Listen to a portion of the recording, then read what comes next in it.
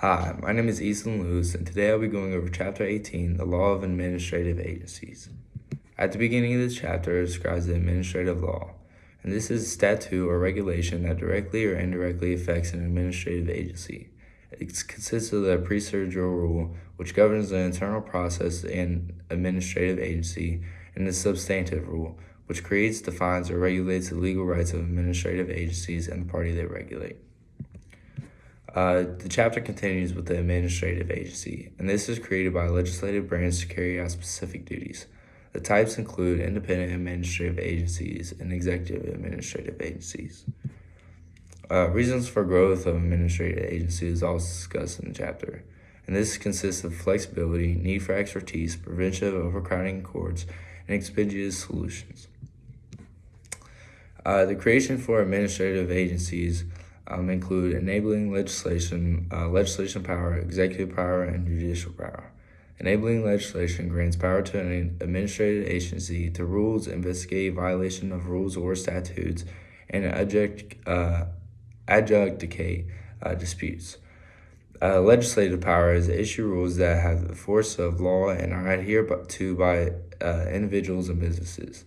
Executive power investigates whether the rules enacted by the agency have been properly followed by businesses and individuals.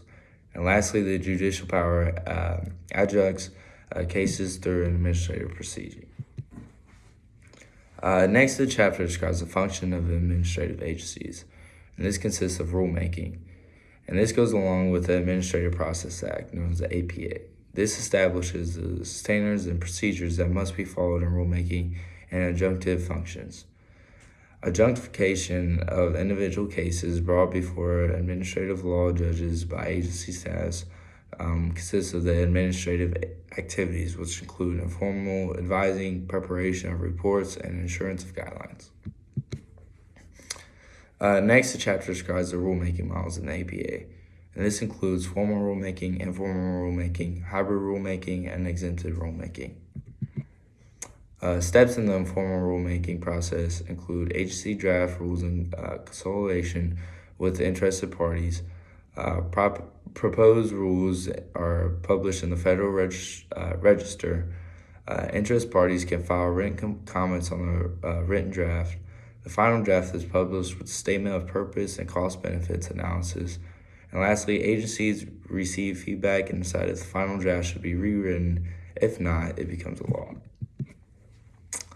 Next is the judicial review of rulemaking, and this is subject to the consolidation challenges if the congressional delegation of legislative authority and the Enabling Act was evaded and is not limited. The agency action violated a constitutional standard. And lastly, an act of the agency was beyond the scope of power granted to it by Congress and its enabling legislation. Next is the 4 steps of adjudication. And this is investigation, complaint, formal complaint and hearing, initial or recommended decision, and lastly, appeal to the full commission.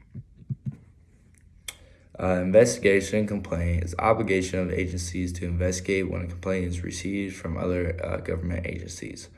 This includes voluntary complaints and consent order, which is an agreement by a business to stop an activity that is an administrative agency alleges to be unlawful and to accept the remedy of the agency imposes. Also goes along with the administration of guilt is not necessary. Next is a formal complaint hearing, and this is filed if the issues is not resolved through voluntary compliments and consent order. Charges are assessed by administrative law judges. Administrative law judges are known as the ALJ and is selected on the basis of myriad exam and are assigned to a specific administrative agency. Next is the initial or recommended decision. The initial decision is final agency action unless an appeal is taken to the full commission by either the staff or the respondent. The recommended decision is not final in the nature and requires action from the full commission or the head of the agency.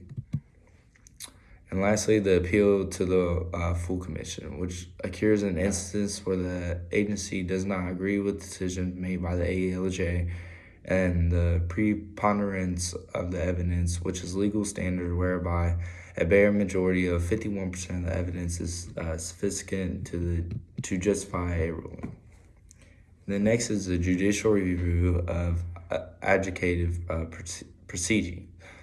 And this is affected party can file a motion to appeal with the federal surrogate court of appeals, and court reviews that commission's legal findings to ensure that it is acted in the constitutionally approved way, acted within the scope of the jurisdiction as outlined by the enabling statute, and followed by proper statutory proceedings, and did not act in an arbitrary or capricious manner.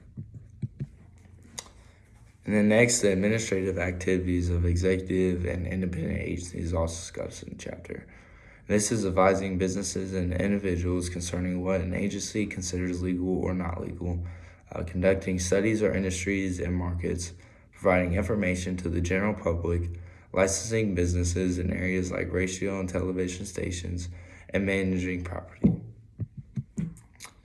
It also discussed the institutional limitations, and executive branch imposes limitations via power of the president to appoint the heads of agencies, power of the OMB to recommend a fiscal year budget for each agency, and the procedural executive orders. Legislative branch limits the power through its oversight power, investigative power, power to terminate an agency, power to advise on and consult to presidential nominations for head of administrative agencies, and right to approve or disapprove an agency budget. Judicial branches can modify or reverse rulemaking adjudicative expenses. And then lastly for the chapter is the state and local administrative agencies. And these exist in the District of Columbia, Puerto Rico, and Guam. Possesses utility commissions, zoning commissions, real estate planning boards, and supervisory boards. The Supremacy Clause of Article 6 of the U.S. Constitution plays a specific role in situations when federal and state agency laws conflict. So that's all I have for this chapter. I thought it was really interesting learning about the law of administrative agencies and how they're used and applied. So, thanks.